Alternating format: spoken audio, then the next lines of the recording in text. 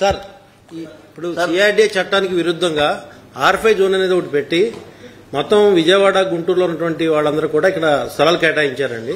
ప్రస్తుతం సుప్రీంకోర్టులో state government petition వేయడం జరిగింది.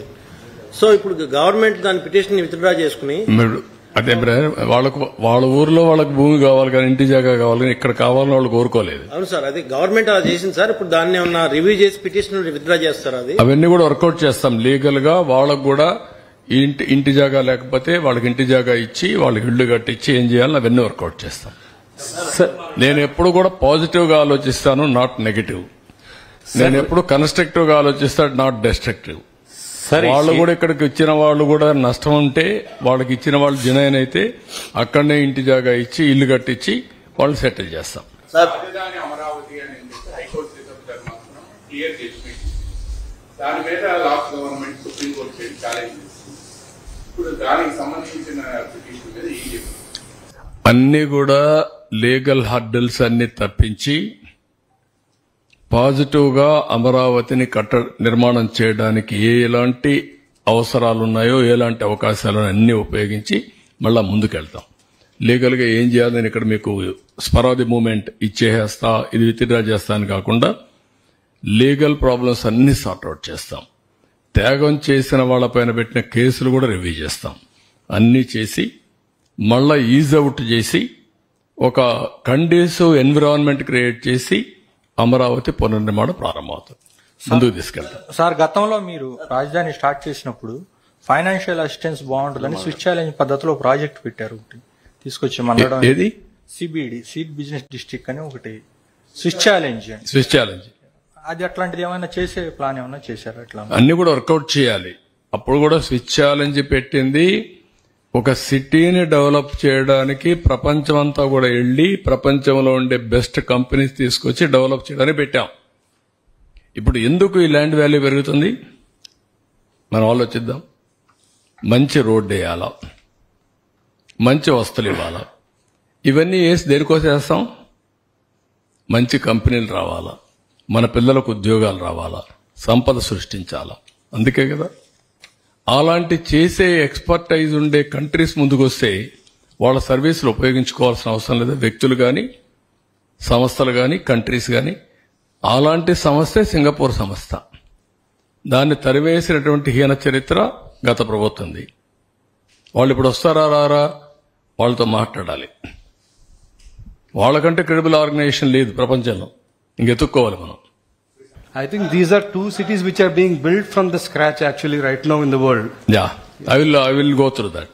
CM sir, Vijay sir from ABP Network sir.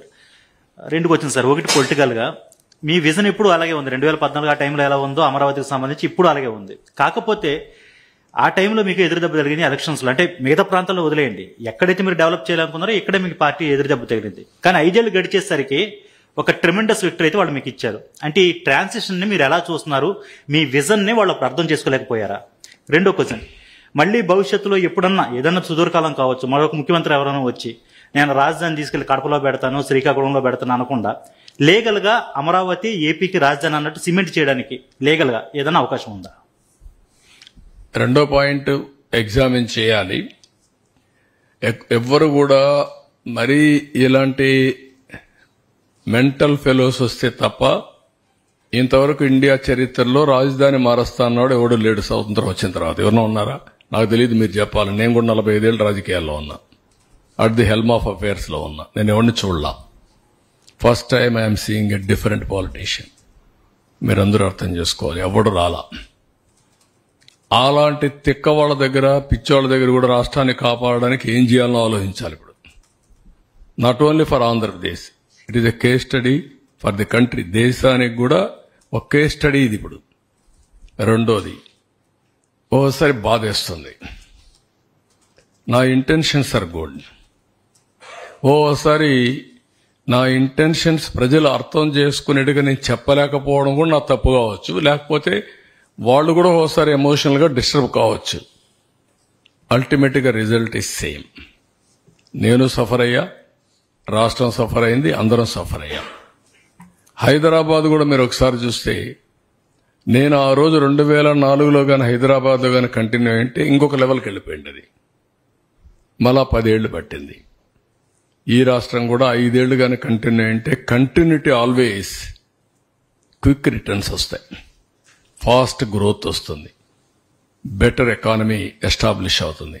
అక్కడ గ్యాప్ అనేది కొంత నష్టం జరిగింది, కానీ నేను రిపెంట్ కావడం లేదు. నేను ఎప్పుడు కూడా పాజిటివ్గా ఆలోచిస్తా.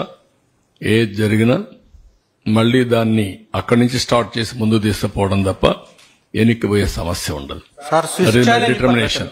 సార్, ప్రస్తుతం ఆర్థిక పరిస్థితుల్లో ఇప్పుడు మళ్ళీ రీబిల్డ్ చేయడానికి కావచ్చు, నిజంగా మనం వర్కౌట్ చేసుకునే పరిస్థితిలో ఉన్నామా? ఈ 5 సంవత్సరాల కాలంలో వదిలిపెట్టలేం కదా ఏది కానీ. లేకుంటే నాకెందుకు ఓట్లు వేశారు? ఎస్, ఎందుకు వాళ్ళకి 11 వేసి నాకు 164 సీట్లు మాకెందుకు వేశారు? మా కూటమికి నమ్మకమే కదా, నమ్మకాన్ని నిలబెట్టుకోవాలి కదా. కష్టాలున్నాయి, నష్టాలున్నాయి, ఇబ్బందులున్నాయి, but I have to fight. నేను ఈ కష్టాలు నష్టాలు మీ ద్వారా ప్రజలకు కూడా ఎప్పటికప్పుడు తెలియజేయాలి. నేను ఇప్పుడు that is my duty. Sir, to regain confidence of investors మనకి ఏదైనా ఒక స్ట్రక్చర్ అయినా కంప్లీట్ చేయడానికి is there any possibility to make it a role model? No, it is a continuous process. ఈ రోజే కూర్చొని ఇన్వెస్టర్స్ అందరినీ మీరందరూ వచ్చేయంటే వారు ఒక మాట చెప్పారు, 130 మంది యాక్సెప్ట్ చేశారు. ఆ రోజు గవర్నమెంట్ ఆఫ్ ఇండియా ఆర్గనైజేషన్స్ కానీ ప్రైవేట్ కానీ, అందులో ఒక 4-5 వచ్చాయి, ఇంకా కొన్ని రాలేదు. మిగిలినటి వాళ్ళందరినీ సౌండ్ చేస్తాం, ఎవరితో రాకపోతే కన్విన్స్ చేస్తాం. ఆ రోజు కూడా పాలసీ మీరు పెట్టుకుని చూస్తే top 10 universities in the country I want invite. Top 10 ఎట్లా ర్యాంకింగ్ నువ్వు నేను డిసైడ్ చేసేది కాదు. దేశంలో first top 10 ranking various organisations ranking చేస్తాయి. వాళ్ళలో ఒక 10 top 10 international schools, top 10 hospitals, schools, ఇట్లా బెస్ట్ పీపుల్ అందరినీ తీసుకురావాలనుకున్నాం. ఇప్పుడు వాళ్ళందరినీ మళ్ళా అప్రోచ్ అవుతాం.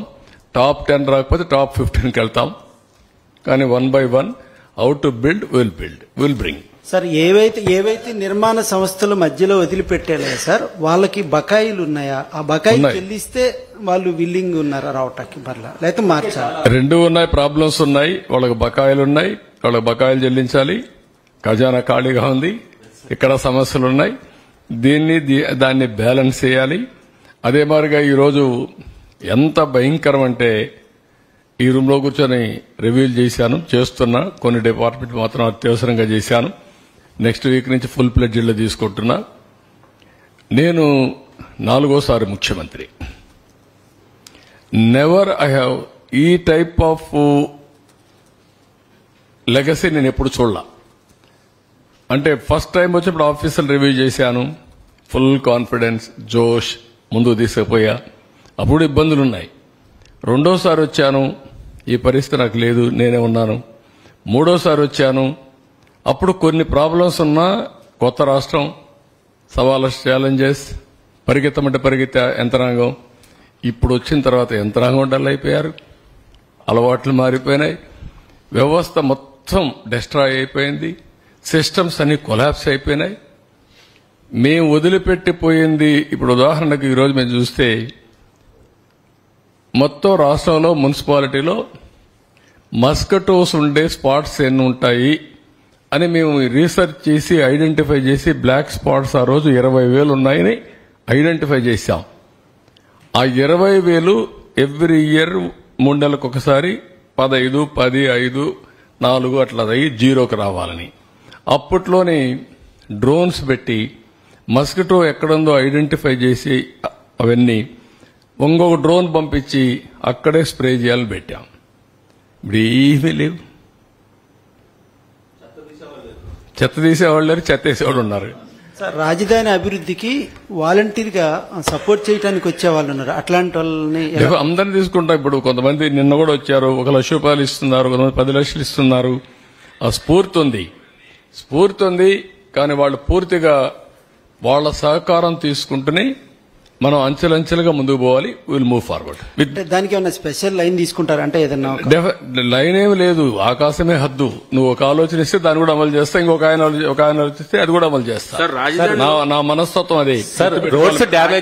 ఒక్క విషయం మీరందరూ ఒకటి గుర్తుపెట్టుకోవాలి, నాకు ఫిక్స్డ్ ఐడియాలజీ గానీ రిజర్వేషన్స్ ఉండవు. నా ఆలోచన ఒకటి, నేను చేసే ప్రతి ఒక్క పని నా ప్రజలకు లాభం జరగాలి. అది ఏ పనినా కావచ్చు. రోజు రోజుకు వాళ్ళ జీవన ప్రమాణాలు పెరగాలి. పేదవాడికి అండగా ఉండాలి. పేదవాడికి అండగా ఉండాలంటే సంపద సృష్టించాలి. మళ్లీ వాళ్ళు ఏ విధంగా చేయాలనో మనం మీరు చూశారు. కష్టాలున్నాయి. 4,408 కోట్ల రూపాయలు పెన్షన్స్ ఇచ్చాం. ఇవ్వడం కాదు, రాగద్వేష కొంతమంది అన్నారు ఇందులో వైఎస్ఆర్ కాంగ్రెస్ పార్టీ కావాలని ఇచ్చుకున్నారన్నారు. కాదు, ఫస్ట్ అందరికి ఇవ్వండి, అనర్హులుంటే తర్వాత చూసుకుంటాం, కానీ కక్ష విధానం ఎక్కడా ఉండడానికి వీల్లేదన్నాం, ఇచ్చాం.